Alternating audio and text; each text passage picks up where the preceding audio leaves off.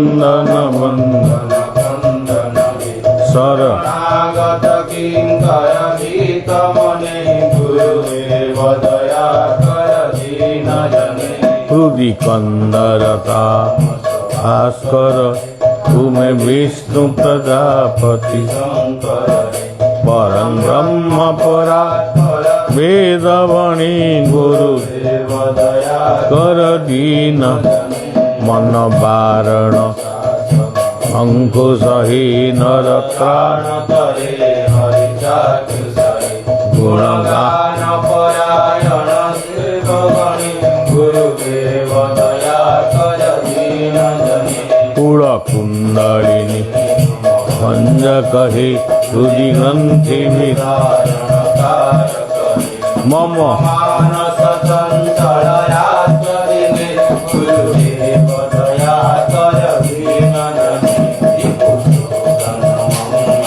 नायक रे सुख शांति भरा भयदायक रे जयताप हरे तव नाम गुणे गुरुदेव दया कर दीन जने भाव वर्धक दीन जने तुम रक्त करे चिर संकित वंचित भक्ति धने गुरुदेव दया कर दीन जने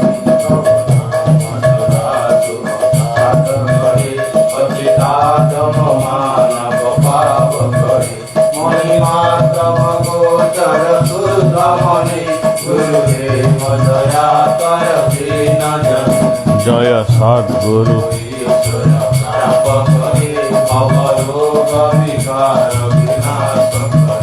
मन ये रहे तब चरणे गुरुदेव दया कर दीन जने गुरुदेव दया कर दीन जने गुरुदेव दया कर दीन जने गुरुदेव दया कर दीन जने गुरुदेव दया कर दीन जने गुरुदेव दया कर दीन जने सर्वप्रथमे मोर पिलादिनर प्रथम गुरु श्री श्री ठाकुर निगमानंद को प्रणाम जनाऊँची।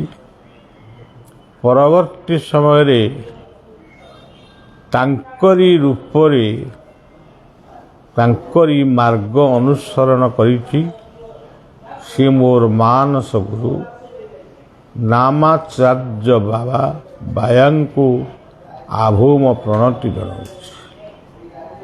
सेहिभଳି भावरे बाबा बायांकर अप्रकट परे स्वप्नरे देखिली बाबा वैकुंठनाथ मन को सांत्वना देवा पई तांको निकट को जाइथिली। सी मते पुत्र भावरे संबोधन करथिले। तेणु से होचंती मोर आध्यात्मिक पिता एवं सबु परे प्राची मधुसूदनଙ୍କ आश्रमरे तांको पिलामानंकर जो स्नेह तांकर सेविका माँ मानंकर जो स्नेहपूर्ण वाणी स्नेहपूर्ण कथा सुंदर संगीत सुंदर परिवेश मते आकर्षित करिला। से दिन ठारू प्रेमाचार्य मधुसूदन को बलिया प्रत्येक दिन स्मरण करे। जो दिन तांको दर्शन करने को बाहरी थी से दिन से देहत्याग करते। से भली भाव ओडिशार जड़े तत्व साधक पौर्णमासी जहांकर गुरु श्री श्री ठाकुर अभिराम परमहंसंकर तत्व सबुबले मते आकर्षित करे। पंचसखांक परे ठाकुर अभिराम तत्व अति सुंदर। तेणु तांको तत्वगुरु भाव बलिया ग्रहण करे। खाली ग्रहण करे ना କି ଚିନ୍ତନ କରେ ନା, ତାଙ୍କ କଥା ପଦେ ଅଧେ ସବୁବେଳେ କହେ। ତେଣୁ ସମସ୍ତ ଗୁରୁମାନେ ହେଉଛନ୍ତି ଯେ ଗୋଟିଏ ଗୋଟିଏ ଇଲେକ୍ଟ୍ରି ବଲ୍ ସଦୃଶ। ଇଲେକ୍ଟ୍ରି ପାୱାରଟା ଗୋଟିଏ ଜାଗାରୁ ଆସିଲେ ବି ଗୋଟିଏ ସେଇ ପାୱାରରେ ଗୋଟିଏ ହାଲୋଜିନ୍ ଜଳେ, ଗୋଟିଏ 100 ପାୱାର ବଲ୍ ଜଳେ, ଗୋଟିଏ ବାଲ୍ ଲାଇଟ୍ ଜଳେ, ଗୋଟିଏ 0 ପାୱାର ବଲ୍ ଜଳେ। ତା ସହିତ ମାଇକ୍ ବାଜେ, ଟିଭି ଚାଲେ, ଫ୍ୟାନ୍ ବୁଲେ। ଇଏ ସବୁର କେନ୍ଦ୍ରବିନ୍ଦୁ ହେଉଛି ସେଇ ଇଲେକ୍ଟ୍ରୋନିକ୍ ପାୱାର, ଅଗ୍ନି ତତ୍ତ୍ୱ। ଆପଣମାନେ ବର୍ତ୍ତମାନ ଲକ୍ଷ୍ୟ କରନ୍ତୁ, ଇଏ ପୃଥିବୀରେ, ଇଏ ଭାରତରେ ଅନେକ ମହାପୁରୁଷମାନେ ଜନ୍ମ ହୋଇଛନ୍ତି। ସମସ୍ତଙ୍କୁ ବଢ଼ିଆ ଭଲ ପାଏ। ଶ୍ରୀ ଶ୍ରୀ ଠାକୁର ଅନୁକୂଳ ଚନ୍ଦ୍ରଙ୍କର ଜୟ ରାଧେ ରାଧେ କୃଷ୍ଣ କୃଷ୍ଣ ଗୋବିନ୍ଦ ଗୋବିନ୍ଦ ବୋଲରେ, ରାଧେ ଗୋବିନ୍ଦ ଗୋବିନ୍ଦ ଗୋବିନ୍ଦ ଗୋବିନ୍ଦ ଗୋବିନ୍ଦ ବୋଲି ସଦା ରାଧେ। ମୋତେ ସେ କୀର୍ତ୍ତନଟି ଅତି ଆନନ୍ଦ ଦିଏ।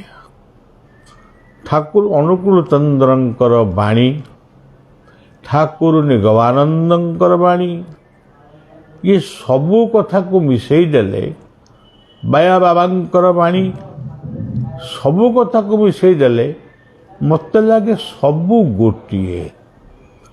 ତା ଭିତରେ କିଏ ବାଲ୍ ଲାଇଟ୍, କିଏ ହାଲୋଜିନ୍, କିଏ କେଉଁ ଲାଇଟ୍, ସେ କଥା ବଢ଼ିଆ ତौलिବା ସମ୍ଭବ ନୁହେଁ।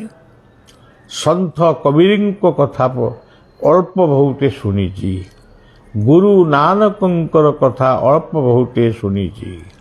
ଗୁରୁ ନାନକଙ୍କର ସ୍ୱର୍ଣ୍ଣ ମନ୍ଦିରକୁ ଯାଇ ପ୍ରାର୍ଥନା କରିଛି, ତାଙ୍କ ମନ୍ଦିରର ପ୍ରସାଦ ପାଇଛି, ସବୁ କଥା ହେଇଛି।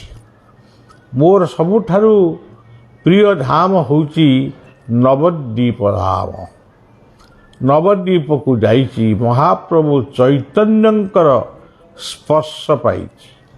ଖାଲି ଯାଇନି, ସ୍ପର୍ଶ ପାଇଛି। ନବଦ୍ୱୀପ ପରେ ବୃନ୍ଦାବନ ହେଉଛି ଆଉ ଗୋଟିଏ ଧାମ, ଯେଉଁଠିକି ଗଲେ ମୁଁ ଦର୍ଶନ କରିବାକୁ ଯେତିକି ଭଲ ପାଏ ନା, ସେ ଧାମରେ ରହିବା ପାଇଁ ଭଲ ପାଏ। ଆଉ ଗିରି ଗୋବର୍ଦ୍ଧନଙ୍କୁ ପ୍ରଣାମ କରିବା ପାଇଁ ମୋର ବହୁତ ଇଚ୍ଛା ହୁଏ।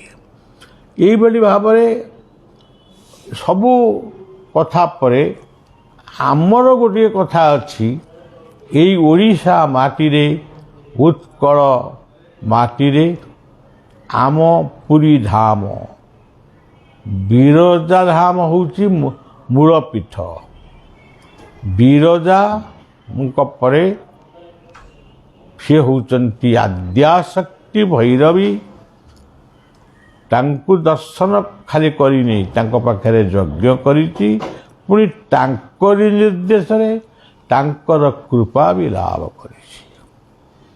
ଆମେ ଯେଉଁ ଅଞ୍ଚଳରେ ଆମର ଯେଉଁ କର୍ମକ୍ଷେତ୍ର, ଅନନ୍ତ କ୍ଷେତ୍ର, ଯାହାକୁ ଆମେ ଶିଶୁ ଅନନ୍ତ ଦେବାୟ ନମ ବୋଲି କହୁ, ସେ କ୍ଷେତ୍ରଟି ଶାରଦା ମଣ୍ଡଳର ଅନ୍ତର୍ଗତ।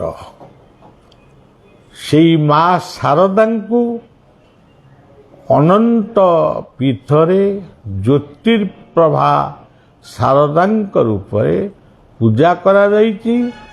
ସ୍ୱତନ୍ତ୍ର ଶାରଦାଙ୍କର ପୂଜା ବା ଗୋଟେ ସ୍ୱତନ୍ତ୍ର ପୂଜା କରାଯାଇଛି ଗୋଟିଏ ବର୍ଷ। ଏବଂ ମା ଶାରଦା କଳା ଶାଢ଼ୀ ପିନ୍ଧି ଗୋଟିଏ ନାରୀ ରୂପରେ ରାତ୍ର 12ଟା ଗୋଟାଏ ବେଳେ ଆଶ୍ରମକୁ ଆସିଲେ। ଆଶ୍ରମର ଯିଏ ସେବକ ଜଗିଥିଲେ, ସିଏ ତାଙ୍କୁ ଦେଖିଲେ, ତାଙ୍କ ପାଖକୁ ଯାଇ କିଛି ପଚାରିବା ପୂର୍ବରୁ ସେ ଅନ୍ତର୍ଧ୍ୟାନ ହେଇଗଲେ। ତେଣୁ ସଜ୍ଜନ, ଜୀବନରେ ବହୁତ ସ୍ପର୍ଶ ମୁଁ ପାଇଛି। କନ୍ୟାକୁମାରୀ ଯାଇଥିଲି, ମୁଁ ଯେତେବେଳେ କହିଥିଲି ମୋତେ କେହି ବାବା ଡାକିବନି, କନ୍ୟାକୁମାରୀରେ ଥରେ ନୁହଁ ଦିଥର ନୁହଁ 5 ଥର 7 ଥର ମୁଁ ଶୋଇଥିବି ହଠାତ୍ କିଏ କହେ ବାବା, ମୁଁ ଆରେ କିଏ କହୁଛି ବାବା, ଦେଖିଲା ନିଦ ଭାଙ୍ଗିଯାଏ। ଅରୁଣ ସ୍ତମ୍ଭ ପାଖରେ ଶବ୍ଦ ଶୁଭିଲା ବଳିଆ। ଜୀବନରେ କୌଣସି ନକିଲି କଥା ବଳିଆ କହେ ନାହିଁ। ଏଇ ଦେଖନ୍ତୁ ଗୋଟିଏ ଧୁନ୍ ଆମେ ଗାଉ ସବୁଦିନେ। ଧୁନ୍ଟିକୁ କେବଳ ବିଜ୍ଞ ଲୋକମାନେ ହିଁ ତାକୁ ମୂଲ୍ୟାଙ୍କନ କରିପାରିବେ, ସମସ୍ତେ ମୂଲ୍ୟାଙ୍କନ କରିପାରିବେ ନାହିଁ। ଜୟ ଗୁରୁ ବାହେ ଗୁରୁ ଶ୍ରୀ ପୁରୁଷୋତ୍ତମ ପରମାତ୍ମା ଆତ୍ମା ଆଲ୍ଲାହ ବୁଦ୍ଧ ବ୍ରହ୍ମ। ଜୟ ଗୁରୁ ବାହେ ଶ୍ରୀ ପୁରୁଷୋତ୍ତମ ପରମାତ୍ମା ଆତ୍ମା ଆଲ୍ଲାହ ବୁଦ୍ଧ ବ୍ରହ୍ମ। ପ୍ରଥମଟି ହେଉଛି ଜୟ ଗୁରୁ, ଅର୍ଥାତ୍ ପୃଥିବୀର ସମସ୍ତ ଗୁରୁ। ବାହେ ଗୁରୁ ଶିଖ ପନ୍ଥର ଗୁରୁ ନାନକଙ୍କର ବାହେ ଗୁରୁ।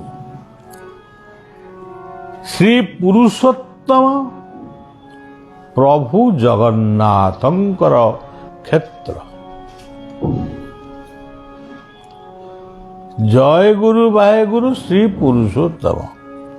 ତାପରେ ପରମାତ୍ମା କହିଲେ ସେଇ ଯାହାଙ୍କୁ ଆମେ ଦେଖୁ ବା ନ ଦେଖୁ ତାଙ୍କୁ ଆମେ ପରମାତ୍ମା ବୋଲି କହୁଛୁ। ହିନ୍ଦୁ ଯାହାଙ୍କୁ ପରମାତ୍ମା କହେ, ଆଉ ଅନ୍ୟାନ୍ୟ ଧର୍ମାବଲମ୍ବୀ ମାନେ ଅନ୍ୟ କ'ଣ ଡାକନ୍ତି, ତେବେ ସେ ହେଉଛନ୍ତି ପରମାତ୍ମା ସର୍ବଶକ୍ତିମାନ।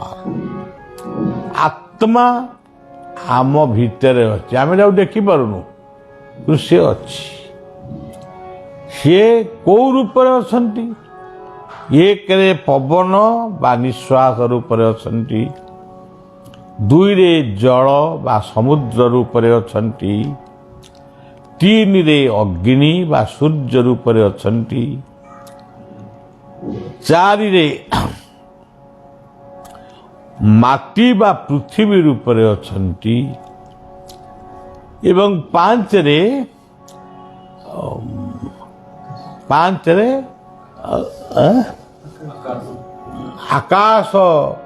ଆକାଶରେ ଯେଉଁ ଗ୍ରହ ତାରା ନକ୍ଷତ୍ର ମାନେ ଯେଉଁ ଦେଖାଯାଉଛନ୍ତି ସମସ୍ତେ ପୃଥିବୀ ଯାକ ଦେଖୁଛନ୍ତି, ଚନ୍ଦ୍ରଙ୍କୁ ଦେଖୁଛନ୍ତି, ସୂର୍ଯ୍ୟଙ୍କୁ ଦେଖୁଛନ୍ତି।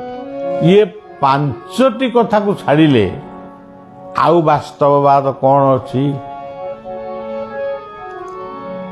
ଯାହାଙ୍କୁ ଆମେ ଡାକୁଛୁ ତାଙ୍କୁ ଆମେ କ'ଣ ପ୍ରକୃତରେ ଦେଖି ସାରିଲୁଣୁ? ଯଦି ବି କେହି ଦେଖିଛନ୍ତି କେତେ ମିନିଟ୍, ବଳିଆ ବି ଦେଖିଛି, କିନ୍ତୁ ତାଙ୍କ ସାଙ୍ଗରେ ବସି ଆମେ ଯେମିତି ଆମ ଗୁରୁଙ୍କ ପାଖରେ ବସି ହସ ଖୁସି କଥାବାର୍ତ୍ତା ଶାସନ ସ୍ନେହ ପାଉଛୁ, କୋଉ ଭଗବାନଙ୍କ ପାଖରେ କିଏ ପାଇଛି? ଯୋଗୀମାନେ ଜଟ ହେଇଗଲେଣି, ଦାଢ଼ି ହେଇଗଲାଣି, କ'ଣ ନା ଆମେ ହିମାଳୟ କନ୍ଦରେ ତପସ୍ୟା କରୁଛୁ। କାହିଁକି ତପସ୍ୟା କରୁଛ? ସୁନ୍ଦର ପୃଥିବୀକୁ କାହିଁ ଉପଭୋଗ କରୁନା? ବାହା ହେଲନି, ସିଏ ଗୋଟେ ଅଲଗା କଥା, ତମ ଇଚ୍ଛା। ବାହା ହେଲ, ସିଏ ଆଉ ଗୋଟେ ଇଚ୍ଛା, ତମ ଇଚ୍ଛା। ବିବାହ କରିବା ନ କରିବା ସାଙ୍ଗରେ ଭଗବାନଙ୍କର ସମ୍ପର୍କ କିଛି ନାହିଁ।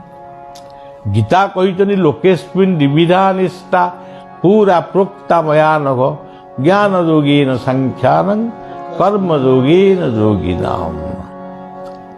ଇଏ ସବୁ କଥା କିଛି ନାହିଁ।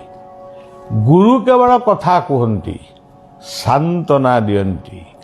ଗୁରୁଙ୍କ ବାଣୀ ମନେ ପଡ଼ିଲେ ଅନେକ ଦୁଃଖ ହଜିଯାଏ। ଆପଣ ଯାହାଙ୍କ ମାଧ୍ୟମରେ ଜନ୍ମ ହେଲେ ସେମାନେ ଭଗବାନ ନୁହନ୍ତି, ସେ ବାପା ବୋଉ। କିନ୍ତୁ ଭଗବାନ ଯେହେତୁ ତାଙ୍କ ମାଧ୍ୟମରେ ଆମକୁ ଜନ୍ମ ଦେଇଛନ୍ତି, ତେଣୁ ସେ ପ୍ରତ୍ୟକ୍ଷ ଦେବତା। ଗୋଟିଏ କିନ୍ତୁ ଭଲ ବାପା ହେବା ଦରକାର। ଭଲ ଗୋଟିଏ ବୋଉ କଥା କହିଥିଲି କାଲି ନା ପରଦିନ। ଗୋଟିଏ ବାପା ପୁଅ ବାହାଘର କଲେ, ବହୁତ ସୁନ୍ଦର ଭାବରେ ପୁଅଟି ବାହାଘର ହେଲା। ପୁଅଟି ମିଶା ମାଦକ ପାନ ଚା କିଛି ଖାଏନା। ବାପା ଏତେ ଖୁସି ହେଇଗଲେ ଯେ ସିଏ ପୁରା ଏନ ମଦ ପିଇକିରି ପୁରା ରାସ୍ତାରେ ପଡ଼ିଲେ। ଏଇଟା ସତ କଥାଟା କହୁଛି। ମଦ ନିଶା ଛାଡ଼ିବା ପରେ ତାଙ୍କୁ ପଚରା ହେଲା ଯେ ପୁଅ ବାହାଘର ହେଉଛି, ପୁଅର ଚତୁର୍ଥୀ ଦିନ ଖାଇବା ପିଇବା ବନ୍ଧୁବାନ୍ଧବ ଆସିଛନ୍ତି, ତମେ ମଦ ପିଉଛ? ଏହା କ'ଣ ମଦ ପିଇଲ? ନା ମୋର ଗୋଟେ ଆଗରୁ ପ୍ରତିଜ୍ଞା ଥିଲା ଯେ ମୋ ପୁଅ ମୋର ଯେଉଁଦିନ ବାହା ହେବ ସେଦିନ ମୁଁ ମଦ ପିଇବି। ତେଣୁ ଦୟାକରି ଏଭଳି ବାପା କେହି ହୁଅନା।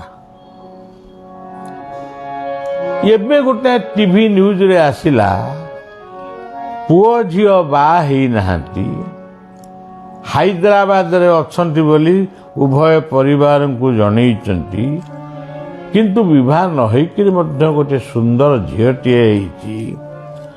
ଏବେ କ'ଣ ନା ଆମେ ଲଭ୍ ମ୍ୟାରେଜ କରୁଛୁ। ଏଇ ତ ଲଭ୍ ମ୍ୟାରେଜ। ଝିଅଟି ବର୍ତ୍ତମାନ କହୁଛି ସିଏ ଝିଅଟିକୁ, ଯେଉଁ ଝିଅଟି ଜନ୍ମ ଦେଇଛି ତାକୁ ଡଷ୍ଟବିନ୍ରେ ପକାଇଦିଅ, ମାରିଦିଅ କି କୁଆଡ଼େ ନେଇଯା, ମୁଁ ମୋର ଆଉ ତମକୁ ଆଉ ବାହା ହେବିନି, ମୋର ଅନ୍ୟ ଜାଗାରେ ବାହା ହେବି।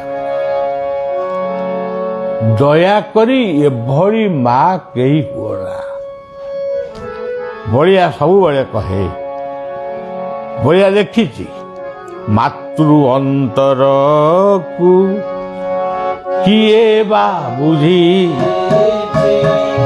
ମା ସବୁ ଅନ୍ତର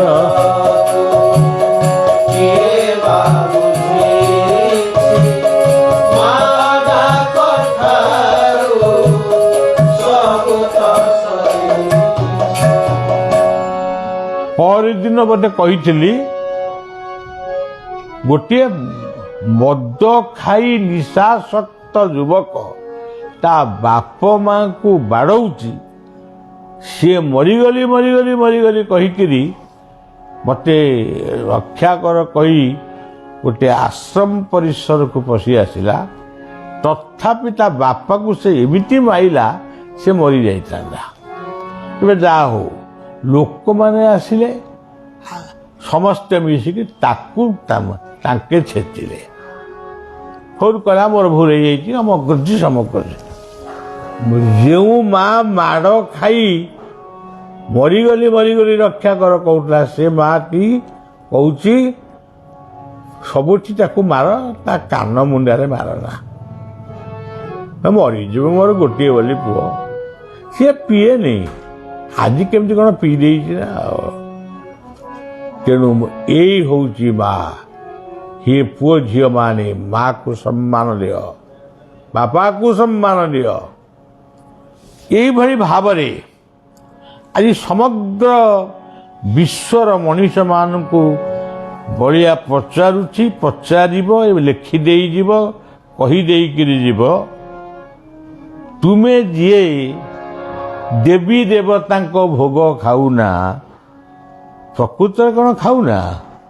तमें जो खाद्य खाऊच ताकू कौ देवता सिझौची? सी होचंती अग्नि।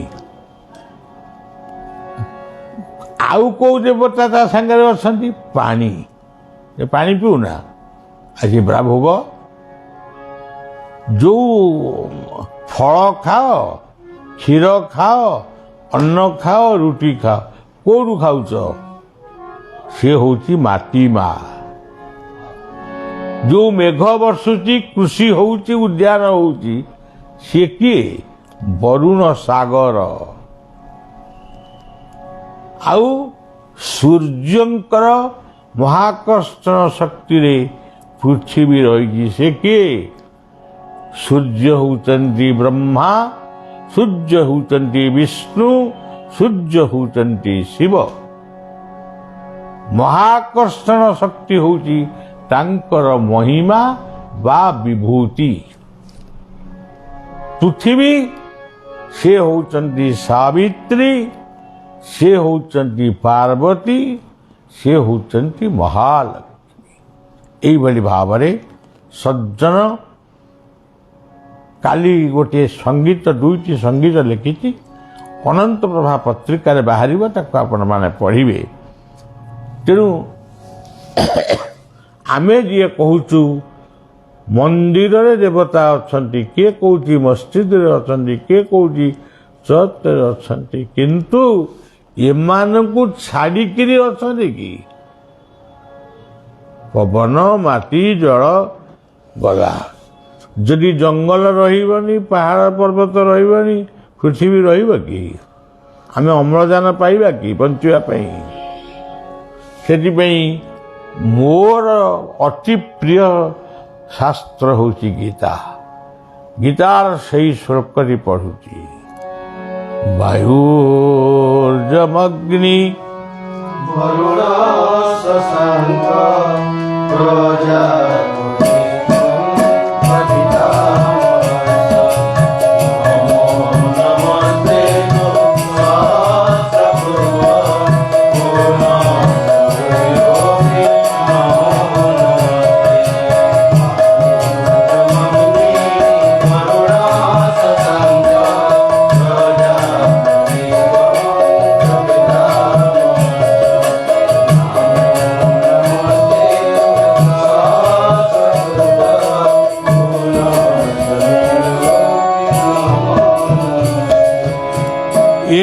ବାୟୁ ବା ନିଶ୍ୱାସ ହେଉଛନ୍ତି ବିଷ୍ଣୁ।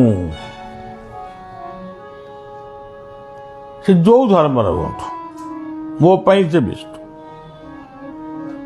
ସୂର୍ଯ୍ୟ ହେଉଛନ୍ତି ବ୍ରହ୍ମା, ଯାହାଙ୍କ ପାଇଁ ସୃଷ୍ଟି ତିଆରି ହେଇଛି। ହଁ, ସେ ଅଦୃଶ୍ୟ ଶକ୍ତି, ଅଦୃଶ୍ୟ ଜ୍ୟୋତି କିଏ ଅଛନ୍ତି ତାଙ୍କୁ ଖୋଜ, ମୋର ଆପତ୍ତି ନାହିଁ, କିନ୍ତୁ ମୁଁ ବାସ୍ତବବାଦୀ। ଏଇ ପୃଥିବୀ ହେଉଛନ୍ତି ଲକ୍ଷ୍ମୀ, ସରସ୍ୱତୀ, କାଳୀ, ଦୁର୍ଗା, ମହାମାୟା, ଯୋଗମାୟା, କାମାକ୍ଷା, ସୁଭଦ୍ରା, ମଙ୍ଗଳା, ଚର୍ଚ୍ଚିକା, ଭଗବତୀ ଇତ୍ୟାଦି ଇତ୍ୟାଦି ସବୁ ହେଉଛି ଏଇ ପୃଥିବୀ ମା। ସେଥିପାଇଁ ହିନ୍ଦୁମାନେ ରଜରେ ଗୋଟିଏ ବସୁମତୀ ଗାଧୁଆ କରନ୍ତି, ବସୁମତୀଙ୍କୁ ମା ରୂପରେ ପୂଜା କରନ୍ତି। ଯୋଉଠି ଘର କରନ୍ତି ଆଗ ଭୂମି ପୂଜାଟି କରନ୍ତି। କାହିଁକି ନା ଆମେ ଭୂମି ରୂପୀ ମାକୁ କହୁ, ମା ମୁଁ ଏଠି ଘର ଖଣ୍ଡେ କରିବି। ଆଉ କିଏ କହିବ ସେ ହାଡ଼ ପୋତା ହେଇଛି, ସେ ଶ୍ମଶାନ ପାଖରେ ଘର, ଠାକୁରାଣୀଙ୍କ ଆଗରେ ମୋ ଘର ହେଇଛି, ସେଇଥିପାଇଁ ଅଡ଼ୁଆ ହେଉଛି, ମଡ଼ୁଆ ହେଉଛି। ବଳିଆ ଏ ସବୁକୁ ଗ୍ରହଣ କରେ ନାହିଁ। ଇଷ୍ଟଙ୍କୁ ମାନ, ଗୁରୁଙ୍କୁ ମାନ, ଘରେ ଭଗବତ ଅନୁଷ୍ଠାନ ମଝିରେ ମଝିରେ କର। ତେଣୁ ସଜ୍ଜନା ଯେତେ କହିଲେ ଭାଗବତ ଦୋଷ ନହେଲା ମୋର ଦୋଷ। ମୁଁ ଗୋଟିଏ ଲୋକ କହିଲେ କ'ଣ ହେବ? ତାପରେ ସଜ୍ଜନ ବ୍ରହ୍ମା ଗଲେ, ବିଷ୍ଣୁ ଗଲେ, ଶିବ କିଏ? ଶିବଂ ଭବ, ପୃଥିବୀ ହେଉଛନ୍ତି ଶିବ। ତା ଦେହରେ ବୃକ୍ଷ, ତରୁ, ତୃଣ, ଲତା, ପାହାଡ଼, ପର୍ବତ, ନଦ, ନଦୀ, ଝରଣା ସବୁ ରହିଲା। ତାପରେ ପ୍ରତ୍ୟକ୍ଷ ଦେବତା କିଏ? ଗୁରୁ। ବେଦ ଲେଖିଛି କିଏ? ଗୀତା ଭାଗବତ ଲେଖିଛନ୍ତି କିଏ? ରାମଚରିତ୍ର ମାନସ ଲେଖିଛନ୍ତି କିଏ? ରାମାୟଣ ଲେଖିଛନ୍ତି କିଏ? ଭାଗବତ ଲେଖିଛନ୍ତି କିଏ? କୁରୁଆନ ଲେଖିଛନ୍ତି କିଏ? ମୁସଲମାନ ଭାଇମାନଙ୍କର। ଆଉ ଗୋଟେ କ'ଣ? ବାଇବେଲ ଲେଖିଛି କିଏ? ଖ୍ରୀଷ୍ଟିଆନ ଭାଇମାନଙ୍କର। ଗୁରୁ ଗ୍ରନ୍ଥ ସାହେବ କିଏ ଲେଖିଛନ୍ତି? ବୁଦ୍ଧଙ୍କର ଯେଉଁ ତ୍ରିପିଟକ ବୋଲି ଗ୍ରନ୍ଥ ଅଛି ତାକୁ କିଏ ଲେଖିଛନ୍ତି? ସମସ୍ତେ ହେଉଛନ୍ତି ଗୁରୁ। ତେଣୁ ଗୁରୁ ଗୁରୁଙ୍କୁ ସେଥିପାଇଁ କୁହାଯାଇଛି ଗୁରୁ ସାକ୍ଷାତ ପରଂ ବ୍ରହ୍ମ। ଏବଂ ଭାଗବତରେ କୁହାଗଲେ ମୋତେ ପୂଜିବ ଗୁରୁ ଦେହେ। ଆଚ୍ଛା, ଆଉ ଗୋଟେ କଥା ଛାଡ଼ି ଯାଉଛି। ଆମେ ଅନେକ କହନ୍ତି ଆମେ ଭୋଗ ଖାଇବୁନି। ଆମ ଠାକୁରମାନଙ୍କ ଆଗରେ ଆମର ବହୁତ ପ୍ରକାର ଭୋଗ କରୁ। ବହୁତ ଆମେ କହୁ 56 ଭୋଗ ଜଗନ୍ନାଥଙ୍କ ଲାଗିଛି, 36 ନା କ'ଣ ଗୋଟା କହନ୍ତି, ଏମିତି ସବୁ ମହାପ୍ରସାଦ ହେଉଛି। ଆଚ୍ଛା, ଆମେ ଆମ ଘରେ ଯେଉଁ ଠାକୁର ରଖିଛୁ କି ଯେଉଁ ରଖିଛୁ କଦଳୀ ଆମ୍ବ ପଣସ ସବୁ ରଖିଲୁ, ପର୍ବପର୍ବାଣୀରେ ପିଠାପଣା ରଖିଲୁ, କାକରା ପିଠା ଚକୁଳି ପିଠା, ଆମ ଓଡ଼ିଶାରେ ସବୁ ଏଇ ପିଠାଗୁଡ଼ା ବେଶୀ ହୁଏ। କେଉଁ ଦିନ ଦେଖିଛନ୍ତି କି ସେ ଠାକୁର ଟିକିଏ ଖଣ୍ଡିଆ କରି ଖାଇଛନ୍ତି? ଆଚ୍ଛା, ଆମେ ବ୍ରାହ୍ମଣକୁ ଡାକିଲୁ, ନନା ଆମେ ପୂଜା କରିବେନି, ତମେ ଟିକେ ପୂଜା କରିଦିଅ। ସିଏ କ'ଣ କହିଲେ? ପ୍ରାଣାୟ ସ୍ୱା ଅପାନାୟ ସ୍ୱା ସବାନାୟ ସ୍ୱା ବ୍ୟାନାୟ ସ୍ୱା ପଞ୍ଚ ପ୍ରାଣାୟ ସ୍ୱା ଅମୃତିକରଣାୟ ସ୍ୱା। କୋଉଠି କହିଛନ୍ତି ଚକୁଳି ସ୍ୱା କଦଳୀ ସ୍ୱା କାକରା ସ୍ୱା କହିଛନ୍ତି? ତାମାନେ ଏହା ହେଉଛି ଅର୍ପଣ। ଈଶାବାସ୍ୟମ୍ ମିଦଂ ସର୍ବ ଯତ୍ କିଞ୍ଚ ଜଗତ୍ୟା ଜଗତ୍ ତେନ ତ୍ୟକ୍ତନ ଭୁଞ୍ଜିତା ମା ଗୃଧକ। ଅନେକ କହିବେ ଆମେ ଜଗନ୍ନାଥ ଭୋଗ ଖାଇବୁନି। ନଖା, ଏ ଜନ୍ମରେ ନ ଖାଇଲେ ଆଉ କୋଉ ଜନ୍ମରେ ଖାଇବ? ଅନେକ କହୁଛନ୍ତି ଦେବୀ ଦେବତାଙ୍କ ଭୋଗ ଖାଇବନି, କି ଦେଖିଲା ସବୁ ଜାଗା ଖାଉଛନ୍ତି। ଅଗ୍ନି, ବାୟୁ, ବରୁଣ, ପୃଥିବୀ, ଏଇଟା ଆମର ଦେବତା। ଗୋଟିଏ ଗୋଟିଏ ଧର୍ମ ସମ୍ପ୍ରଦାୟ ଲୋକ ସେ ତୁଳସୀ ଗଛ ଉପରେ ତାଙ୍କର କ'ଣ ବିଗିଲେ ସେ ତୁଳସୀ ଗଛକୁ ଫୋପାଡ଼। ତୁଳସୀ ଯେ ଔଷଧ, ତାକୁ ଯେଉଁ ମହାପୁରୁଷ ସୃଷ୍ଟି କରିଛନ୍ତି, ହଉ ତାଙ୍କୁ ପୂଜା ନ କର, ପାଣି ଦେଇକିରି ବଞ୍ଚାଅ। ଇଏ କଥାକୁ ତୁମେ ବିରୋଧ କରି ଗୋଟେ ସମ୍ପ୍ରଦାୟ ଧର୍ମ ସୃଷ୍ଟି କରି ସମଗ୍ର ମାନବ ସମାଜରେ ଗୋଟେ ହଇଚଇ ସୃଷ୍ଟି କରୁଛ। ତେଣୁ ସଜ୍ଜନ, ଏହା ମୁଁ ଆଜି କହୁନି, ଆହୁରି କହିବି, ବହିଟିଏ ମଧ୍ୟ ଲେଖିବି। ମୁଁ ସମଗ୍ର ପୃଥିବୀର ଧର୍ମାବଲମ୍ବୀମାନଙ୍କୁ ଗୋଟିଏ ପ୍ରଶ୍ନ ପଚାରିବି, ଯାହାଙ୍କୁ ଡାକୁଛ ସେ କିଏ? ହୁ ଇଜ୍ ହି? ପଚାରିବି। ତାଙ୍କୁ ଦେଖିଛ କି? ହଁ ଦେଖିଛୁ। କେତେ ସମୟ? କିନ୍ତୁ ଯାହାଙ୍କୁ ଦେଖୁଛ ତାଙ୍କୁ ତୁମେ ଘୃଣା କରି ଗୋଟେ ସମ୍ପ୍ରଦାୟ ଅଯଥାରେ ସୃଷ୍ଟି କରୁଛ। ଭଲ ମଣିଷ ହୁଅ, ଭଲ ପ୍ରେମୀ ହୁଅ, ଭଲ ଦେଶ ଗଢ଼, ଭଲ। କେବେ ଆପଣମାନେ ଜାଣିଛନ୍ତି ଏତେ ଧ୍ୟାନରେ ଆମେ ବସିଛୁ? ଭାରତର ସୈନିକଙ୍କୁ ପାକିସ୍ତାନର ସୈନ୍ୟକୁ ଉଠେଇ ଦିଅ, କେବଳ ଯୋଗୀମାନେ ଧ୍ୟାନ କରି ବସିବେ, ଦେଶ ରହିବ ତ? ଏ ୟୁକ୍ରେନ ରୁଷିଆ ଯୁଦ୍ଧ ଚାଲିଛି, ସୈନିକ ଯୁଦ୍ଧ କରୁଛନ୍ତି, ହଜାର ହଜାର ସୈନିକ ମଲେଣି। ସେଠି କୁହାଯିବ ଏ ସୈନିକମାନେ ସବୁ ଉଠିଯାଅ, ଆମର ହିନ୍ଦୁ ଧର୍ମର ଯୋଗୀ ଋଷି ମୁନିମାନଙ୍କୁ ଆଣି ବସେଇ ଦିଅ। ଧ୍ୟାନସ୍ଥ ଆଖି ବୁଜି ବସିଲେ, ରହିବ ଦେଶ? ତେଣୁ ସୈନିକଙ୍କ କଥା ଥରେ ଭାବିଛ? ମେଡିକାଲରେ ଯେଉଁ ଡାକ୍ତରମାନଙ୍କ ପାଇଁ ଆମେ ବଞ୍ଚି ରହିଛୁ, ସେ ମେଡିକାଲକୁ କେବେ ମନ୍ଦିର ଭାବରେ ନମସ୍କାର କରିଛ? ଯେଉଁଠି ପାଠ ପଢ଼ି ସ୍କୁଲ କଲେଜରେ ଆମେ ଡିଗ୍ରୀ ହାସଲ କରିଛୁ, ସେ ହେଉଛି ଗଣେଶ ଆଉ ସରସ୍ୱତୀଙ୍କ ମନ୍ଦିର। ତାକୁ କେବେ ଚିନ୍ତା କରିଛ? ଖାଲି ଆମେ ପାଠ ପଢ଼ିଛୁ। ଯେଉଁ ଶସ୍ୟ କ୍ଷେତ୍ର, ସେ ହେଉଛନ୍ତି ପ୍ରତ୍ୟକ୍ଷ ଲକ୍ଷ୍ମୀ। ସେଥିପାଇଁ ମାଣବସା ଗୁରୁବାର ଦିନ ମାଣ ପାଇଲି ଧାନ ଏଇସବୁ ହୁଏ କ'ଣ ପୂଜା। ତାକୁ ବି ଅନେକ କହିଲେଣି ଏଗୁଡ଼ା ଫଳାଯିବ। ଗୋଟେ ପ୍ରବର୍ତ୍ତକ ଆସି ସିନ୍ଦୁର ନିଭେଇ ଦେଉଛନ୍ତି, କାଚ ଓହ୍ଲେଇ ଦେଉଛନ୍ତି। ଇଏ କ'ଣ କଥା? ତେଣୁ ପୁଣି ଥରେ ଆଉ ଗୋଟେ ଜାଗାରେ କହିବି। ଆନ୍ଧ୍ରରେ ଅଛି ଆଉ ସୀମାଞ୍ଚଳରେ ଆଜି ନିଶ୍ଚିତ ଭାବରେ ମୁଁ ପହଞ୍ଚିବି।